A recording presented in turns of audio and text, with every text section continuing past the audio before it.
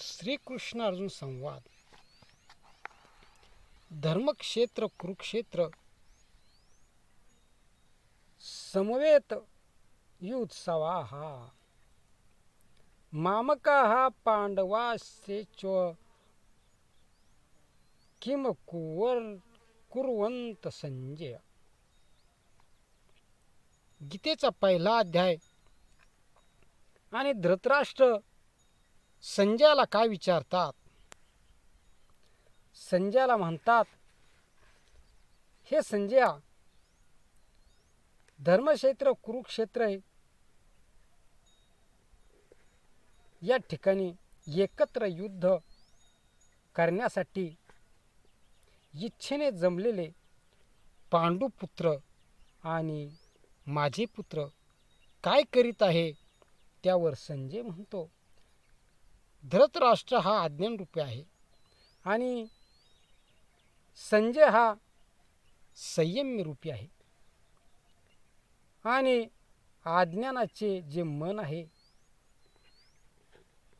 ते अंतराळमध्ये राहते आणि अज्ञान ही जी आवृत्ती आहे, मन आहे, आणि तो एक धृतराष्ट्र जन्मताच अंधाळ आहे. परंतु संयमरूपी संजय हा माध्यम से देखता है कि वो कैसा, त्याला दिव्य दृष्टी आहे. और धृतराष्ट्र ऐकतो आणि संजय हा धृतराष्ट्राला समजण्याचा प्रयत्न करतो आणि परमात्माची जी सत्यवाणी आहे ती सांगतो आणि त्या मोहरूपी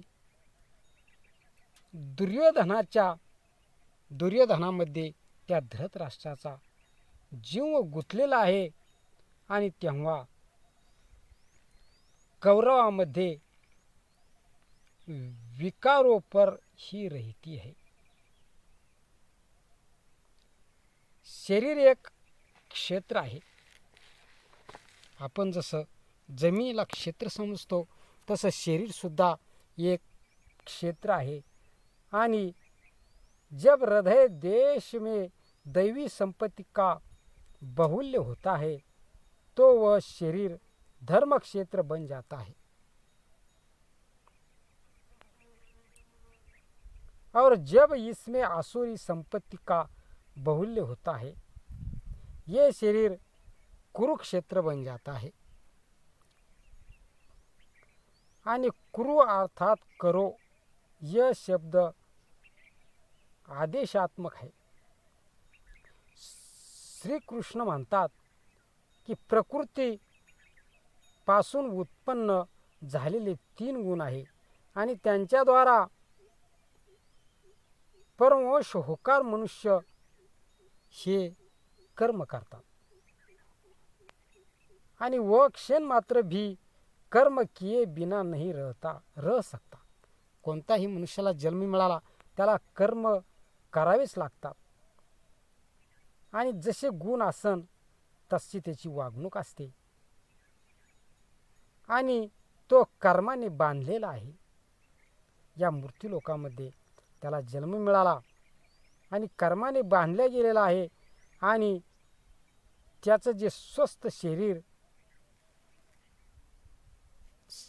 शरीराची त्याला आवश्यकता आहे. खुराक म्हणजे अन्न पाणी सुद्धा त्याची सुद्धा आवश्यकता आहे. आणि मनुष्यामध्ये 3 गुण असतात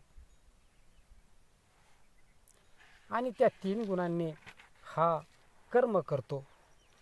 सात्विक, राजस आणि तामस असे 3 गुण आहेत.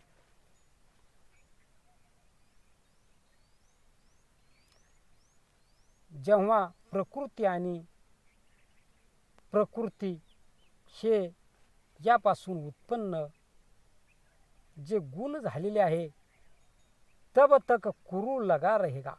अंत हा जन्म मृत्यू वाला क्षेत्र, विकारो वाला क्षेत्र कुरुक्षेत्र आहे. ज्याच्या ठिकाणी विकार आहे ते काय समजायचं, कुरुक्षेत्र. कुरुक्षेत्र म्हणजे त्या ठिकाणी काही अन्नधान्य पिकत नाही, फक्त ते युद्धासाठी. असं ते कुरुक्षेत्र आहे. परम धर्म परमात्मा में प्रवेश दिलाने वाली पुण्यमय प्रवृत्ती पांडवों का क्षेत्र धर्म क्षेत्र आहे. पांडवांचं जे वागणं आहे ते काय आहे, त्यांचं जे शरीर आहे ते धर्मक्षेत्र आहे. पुरातत्व बिंद पंजाब में काशी प्रयाग के मध्य तथा अनेकानेक स्थलों पर कुरुक्षेत्र की शोध में लगे हैं, किंतु गीताकार ने स्वयं बताया है कि जिस क्षेत्र में यह युद्ध हुआ वह कहाँ है.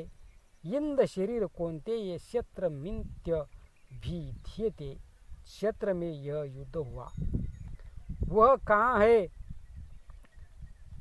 तेव्हा अर्जुन, यह शरीर की क्षेत्र है, यह शरीर ही क्षेत्र है, और जो इसको जानता है इसका पार पा लेता है वह क्षेत्रज्ञ है.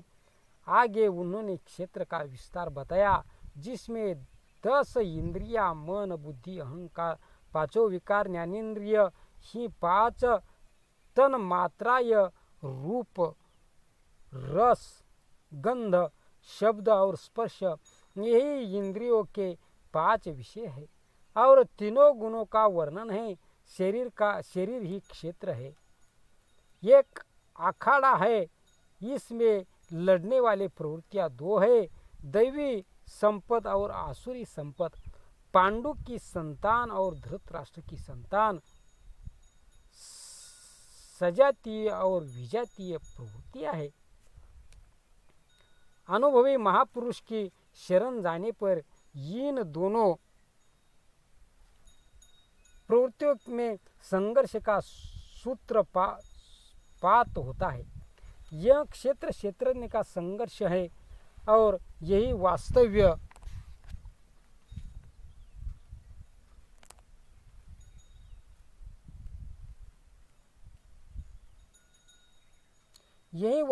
है कि वास्तविक युद्ध है.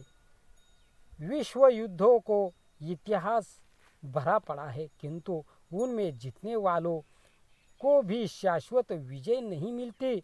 ये तो